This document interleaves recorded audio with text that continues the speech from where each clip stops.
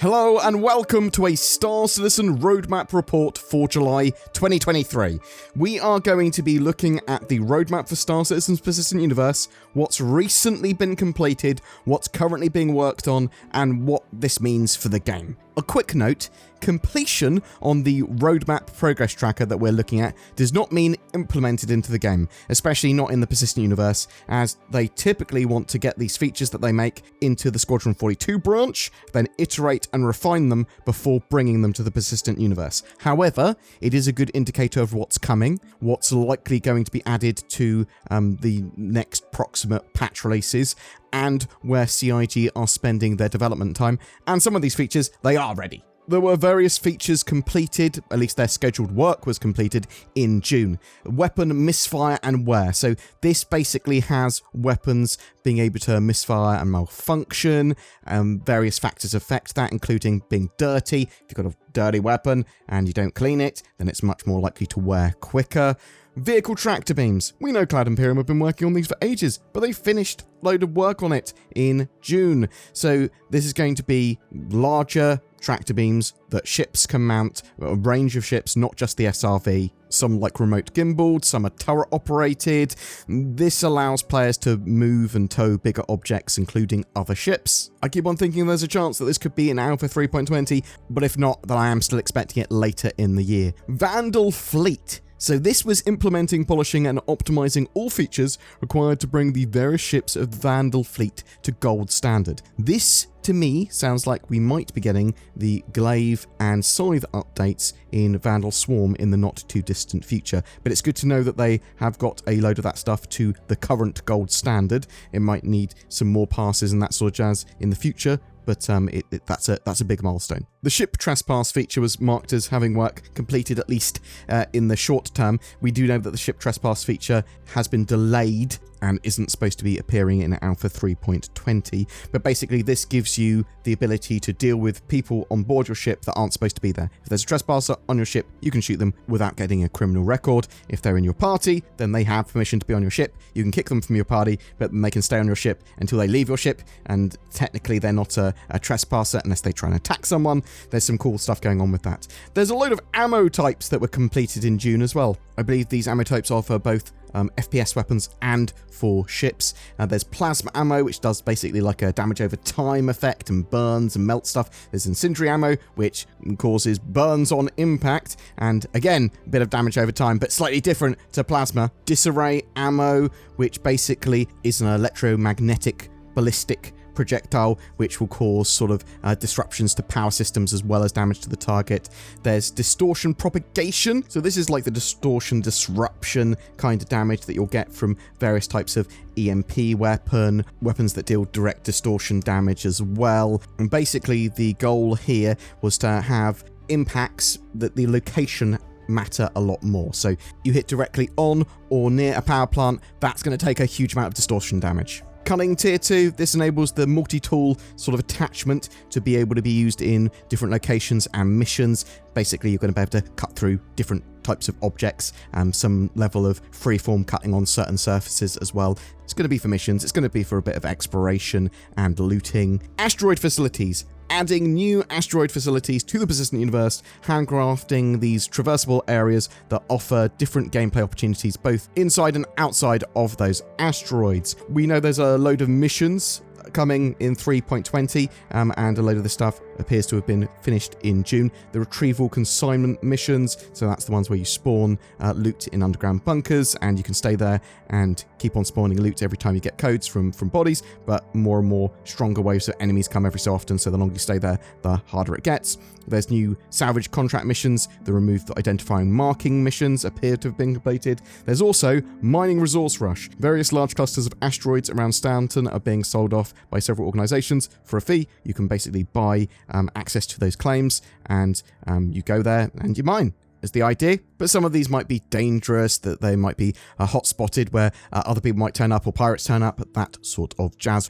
There's the map and radar system rework, an overhaul of the underlying systems and associated UI for star map, radar, local area map, and minimap. This is something that is incredibly important and we've needed in-game for so long. Now, it's going to be a while before we actually have a new radar, a new star map, a proper mini-map and all that sort of jazz. But the fact that they've worked on the preliminary stuff for it and it appears to be going into Squadron and that sort of stuff is a big step towards a good implementation for the persistent universe. Now, there are various things that have been completed or are planned to complete by the end of July as well. AI vehicle perception. This feature will give AI the ability to both perceive and detect vehicles from the ground, as well as select ground-based targets when piloting their own using both vision and radar. So if you want enemies driving around in various ground vehicles and actually using them, much more interesting missions, potentially if AI start to use this sort of stuff right, the sort of need to approach and assault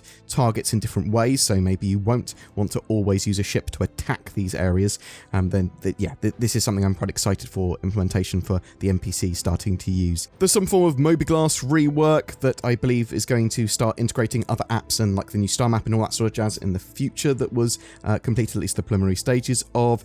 The persistent streaming and server meshing work was also completed. So the feature here is listed as proprietary server meshing and persistence technology that will allow Star Citizen to scale up its shared universe across game servers. Eventually, this technology will allow thousands of players to coexist in the verse. Once the first version of this is implemented, the number of servers and players will increase over successive versions. Now, I wasn't expecting that to be finished, and I don't expect it is. I just expect that the scheduled work is currently completed, and they're trying to work out what else they need to do now to get it properly in game. Maybe it's hard to tell. I'm hoping that Cloud Imperium will clarify why there is no current work planned for that beyond what's already done.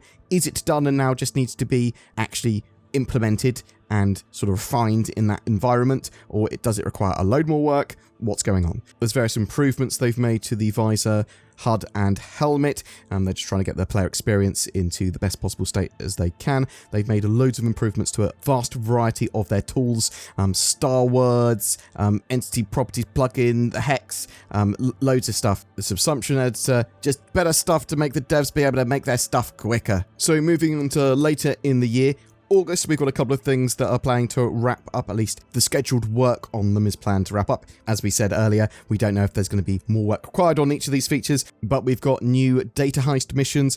So this basically has players infiltrating locations, often held by NPCs, and reaching data stores and setting data to upload to offsite handlers. This is effectively the mission example that we saw in the CitizenCon 2019 with that Star Citizen gameplay demo they showed there. Got the Tumble Storm. We know they're making really quick work with the Tumble Storm. I'm expecting it to turn up in 3.20. There's an MFD rework, which is basically going to have your MFDs and your ships now using building blocks, and they're going to be more customizable and save states and things like that. They're just going to be better for your player experience. Some bits planned to wrap up in October. Artificial gravity. So this is pretty cool. This is part of the resource management system, and we know that some ships are going to have their own specific gravity generators, especially in the larger ships, but this has gravity controls per room for ships, outposts, and stations, and appears to allow you to control them as part of engineering gameplay as well. They're moving the ATC, their traffic control service, to its own sort of mini service because it needs to be pushed in that way for server meshing. Life support tier 0. This is going to be implementing the first iteration of onboard life support systems in ships, which entails a ship component that generates air when turned on and management of that life component system within the vehicle loadout manager. I'm not sure if you're going to be able to change those to have different types and different tiers of life support system beyond just maybe there will be different versions of life support, but it makes sense that you want to push that for the resource management system if they're also getting artificial gravity done at a similar time. There's the mission manager app. So this is a updated Mobiglass app which is going to make a better use of the dynamic mission system and gives players to see reputational requirements of mission content as well. There are 3 unannounced vehicles and ships that Cloud Cloud Imperium are working on that appear to wrap up in October as well. What's wrapping up in November according to the roadmap then? We've got new interdiction scenarios, adding new variation and difficulty levels of interdiction scenarios that players will come across while quantum traveling. So more interesting things that will happen to you when you're quantum traveling throughout the verse, whether you've got a mission or not, whether you're a cargo hauler, whether you're an escort, whether you're flying around doing pew-pews, whatever. I suspect what you are currently doing and what ship you're in will affect what happens to you while you're quantum traveling, what sort of scenarios you are more likely to sort of face. There's the NPC scheduler service. This service is meant to add and remove NPCs to the game, dynamically spawning them into and out of the verse based on NPC archetype, maximum number of NPCs in a given area, and the probabilities of those NPC archetypes. This is a essential part of the dynamic universe sim that Tony Zurovic has been working on for ages. Dynamic economy, the dynamic mission simulator stuff, all of it coming together. This is essential for. We also have the Origin X1, that floating space bike, the luxury floating space bike. Pyro stations, adding small rundown rest stop stations to the Pyro system, which provide basic services and use limited interiors, but we know that they're going to be overrun by gangs. We know that this is one of the places that you will be able to get repair, rearm, and refuel, so very important for quite a large system that Pyro is.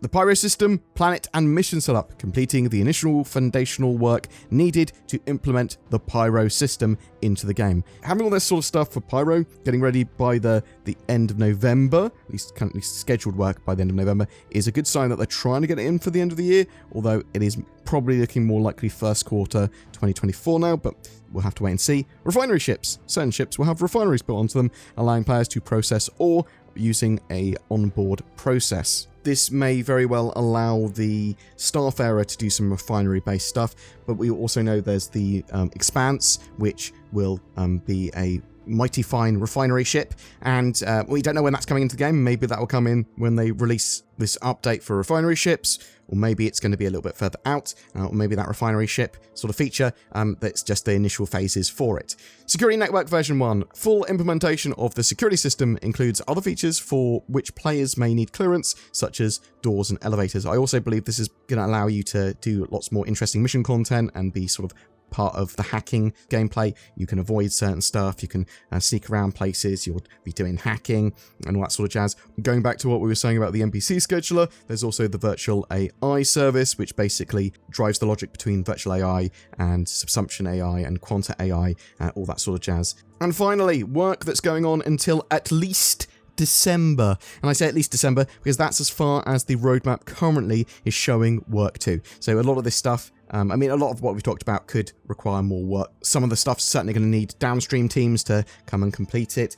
Some of it's going to need more work. Some of it's going to be reprioritized, all that sort of jazz. But the stuff in December, very much so, it could just be like, well, actually, there's another 3 months work on it that's just not showing on the roadmap yet, but some of it might be close to completion. Additional derelict settlements with both gameplay and social elements spread throughout the Stanton wilderness using the Rastar tool. So this is interesting because we do know that Cloud Imperium are planning to build a load of these settlements and new points of interest around Stanton. I'm hoping that we see some of them in 3.20, but they've been building out quite a few and they look really highly detailed and pretty awesome. We've got the Aopoa Santok Yai work going on into December for that, along with the Crusader Spirit series of ships. Now, Crusader Spirit here, it's possible that the C1 could be done earlier than the rest of them. Maybe. We'll have to wait and see. Bounty Hunting version 2. So this is something that Cloud Imperium seem to be working on and pushing.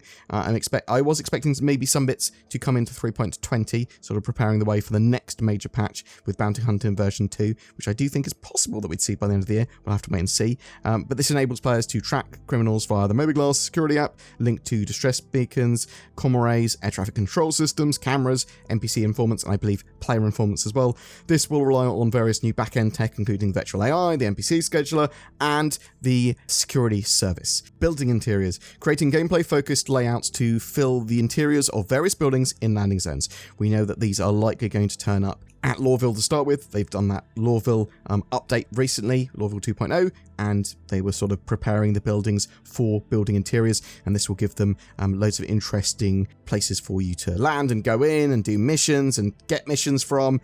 all that sort of jazz. Freight elevators, implementation of systems and content for players to physically load and unload cargo to and from their ships by conveying cargo to and from hangars, landing pads, garages, and docking collars.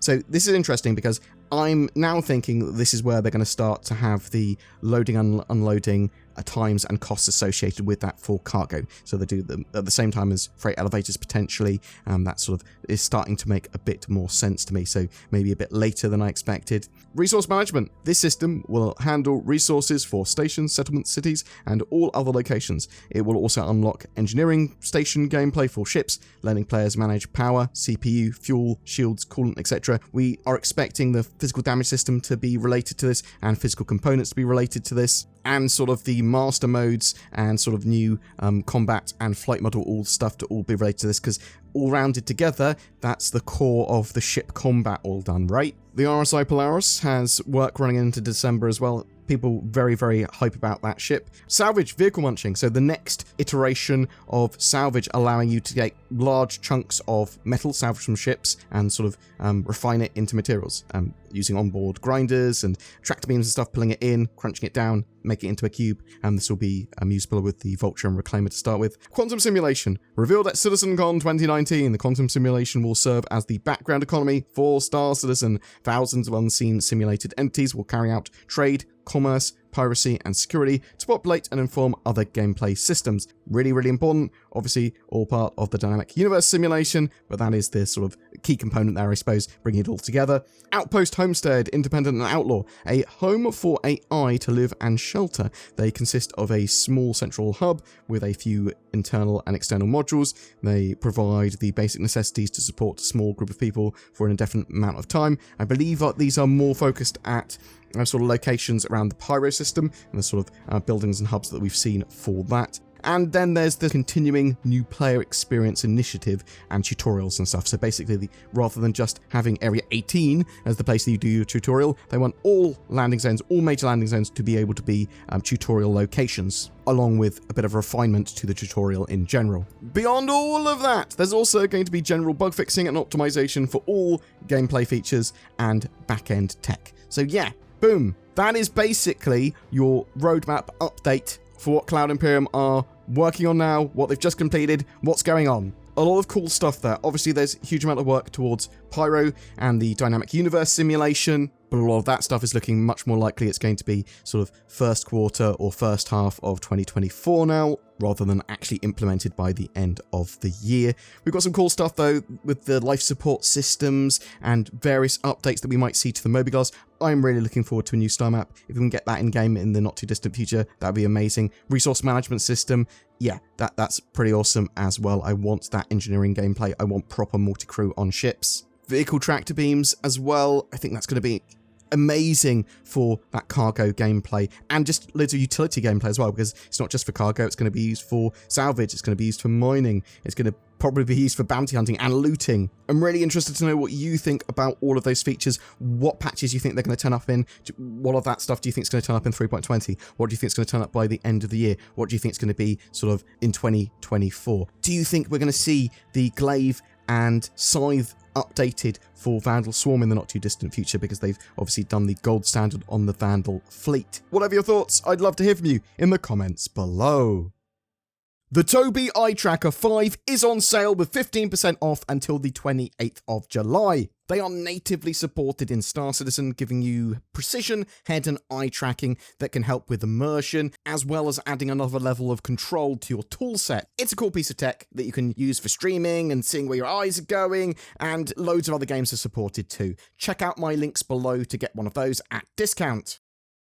There are so many space games. Star Citizen is obviously king. Fight me. But how do you keep yourself secure and private while in space, away from the prying eyes of Big Pirate and Big Space? NordVPN.com/BoredGamer. That gives you potentially the best protection in cyberspace. Oh, see what I did there? Stay safer online with a secure private internet connection that also helps you get access to the content you want. Let me give you some testimonials that I'll just make up now. I just turned off NordVPN and got ganked by a load of pirates. I turned off NordVPN and my legs fell off. There you have it. Get NordVPN, because if you're not going to believe those testimonials that I just made up, what are you going to believe? You can grab it from the links below. It's good and it's super cheap and I use it. There you go. Boom. Something else that's good is our ship giveaway. Salvage is the newest big gameplay loop at the moment in game, and we want to help you get involved with that, so we're giving away a Drake Vulture light salvage ship with lifetime insurance. All you need to do to be in for a chance of winning that is comment on any of my videos made during July. More details in the description below. Thank you so much to everyone that goes the extra mile in supporting the channel with the join button under our videos, or becoming a Patreon, or donating, or even just subscribing and liking and commenting on our videos and sharing them. You'll get an occasional exclusive video. There's polls and posts to get involved with. Please consider joining them because it really, really helps us out. Thank you very much for watching. If you've got any feedback, please chuck it in the comments below. I'd love to hear from you.